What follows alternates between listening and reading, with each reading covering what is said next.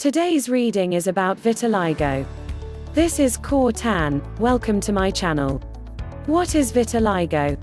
Vitiligo is a skin condition that affects about 1% of the global population. It's often viewed as a cosmetic problem since it affects your appearance, but vitiligo is a medical condition. While most people with this disease are healthy overall, it can put you at risk for other health problems. Understanding the signs and causes of vitiligo can help you recognize symptoms and get the appropriate treatment. What is vitiligo? Vitiligo is a disease that affects the skin's pigmentation. When you have vitiligo, the skin starts to lose pigment cells, melanocytes. The discolored areas usually get bigger with time. The condition can affect the skin on any part of the body. It can also affect hair and the inside of the mouth.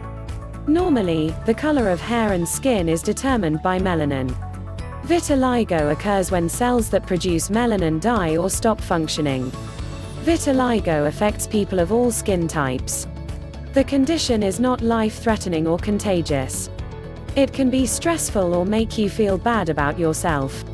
This results in a loss of skin color, or depigmentation, which changes into smooth, light or white areas. This disease occurs equally in all genders and races, but it's much more noticeable in people with darker skin. The amount of depigmentation varies from person to person and depends on the type of vitiligo you have. The two main types of vitiligo are segmental vitiligo. This type of vitiligo causes patches and spots only on one side of your body and in a few places, like the hands or face. The progression of depigmentation usually starts and stops within a year or so. Non-segmental, general, vitiligo. This is the most common type of vitiligo where multiple parts of your body are affected. It usually appears on both sides of your body, and depigmentation continues off and on over time. The main subtypes of vitiligo are localized. This subtype of vitiligo usually has a few spots or patches of depigmentation that are limited to one or two areas of your body. Generalized. This subtype is the most common and features patches and spots of depigmentation scattered all over your body. Universal.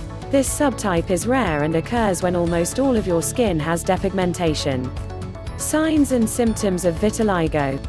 Symptoms. Vitiligo signs include patchy loss of skin color, which usually first appears on the hands, face, and areas around body openings and the genitals, premature whitening or graying of the hair on your scalp, eyelashes, eyebrows or beard, loss of color in the tissues that line the inside of your mouth and nose, mucous membranes. Vitiligo can start at any age, but usually appears before age 30. Skin, hair, mouth, eyes, genitals. Some people with vitiligo also report itchy or painful skin where the patches are. Other symptoms include low self-esteem and depression because of how it affects a person's physical appearance. Causes of vitiligo. Vitiligo occurs when pigment-producing cells, melanocytes, die or stop producing melanin, the pigment that gives your skin, hair and eyes color. The involved patches of skin become lighter or white. It's unclear exactly what causes these pigment cells to fail or die. It may be related to a disorder of the immune system, autoimmune condition. Autoimmune disorders where the body's immune system attacks a healthy part of the body may cause or contribute to vitiligo. White blood cells may attack melanocytes directly. Family history, heredity. Genetics may play a part in vitiligo. If a close blood relative has had it, your chances may increase. A trigger event, such as stress, or skin trauma, such as contact with a chemical. Neurogenetic factors may cause the nervous system to go awry in some types of vitiligo. Diagnosing vitiligo. It's difficult to predict how your disease will progress. Sometimes the patches stop forming without treatment. In most cases, pigment loss spreads and eventually involves most of your skin. Occasionally, the skin gets its color back. If you suspect that you have vitiligo, it's best to see a dermatologist for a confirmed diagnosis. They'll also tell you what specific type of vitiligo you have. Your doctor will ask about your medical history and your family history to find out if any relatives have vitiligo. They'll also perform a physical exam to look at the affected areas.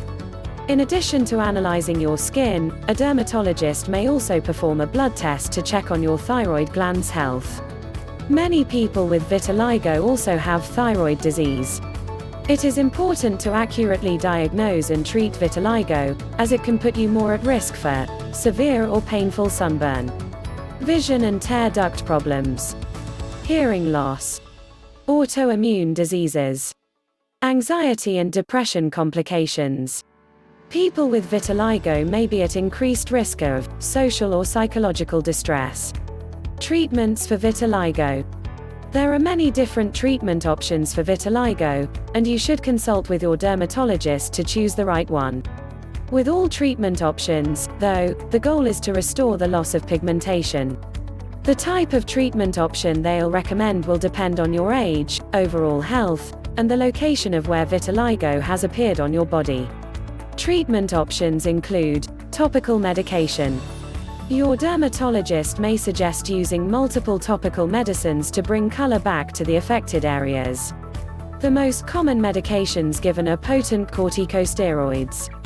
Sometimes these are combined with other medications for maximum results. Topical treatments work best in people with darkly pigmented skin. About 45% of patients will see pigmentation coming back after 4 to 6 months. Light treatment. Light treatment can restore the pigmentation in the skin. This type of treatment is more time-consuming and requires sessions 2 to 3 times per week.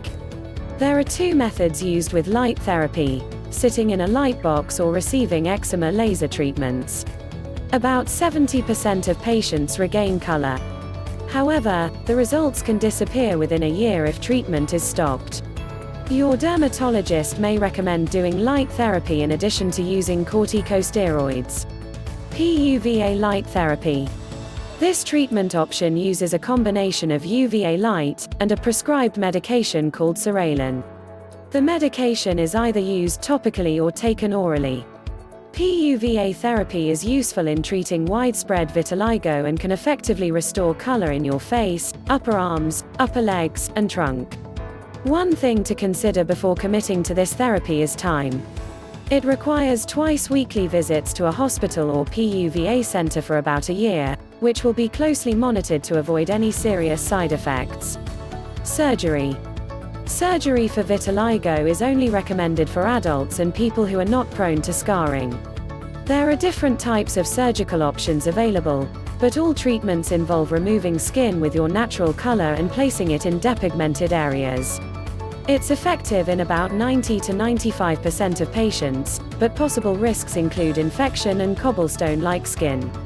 Depigmentation involves removing the pigment from all your skin. Few people with vitiligo choose this option because it will leave them with completely colorless skin. However, it may be a good option for adults with minimal color left in their skin. This treatment can take anywhere from 1 to 4 years to complete and involves using a cream twice a day to remove pigmentation. Alternative therapies. Sometimes vitamins, minerals, amino acids, and enzymes are used to restore pigmentation. The herb ginkgo biloba has also been used to treat vitiligo. These interventions have been studied minimally or not at all, so more testing is needed to prove their effectiveness. No treatment. Some people with vitiligo choose not to use any treatment options. This is also recommended for children to avoid any negative side effects caused by medication. Some people decide to use cosmetic options like makeup and self-tanners to even out skin tone. While it helps make it less noticeable, it can be time-consuming because you have to reapply the makeup consistently. Vitiligo is usually treated with a combination of these interventions. Talk to your doctor about the best approach for your condition. Don't forget to smash the like button. Thank you.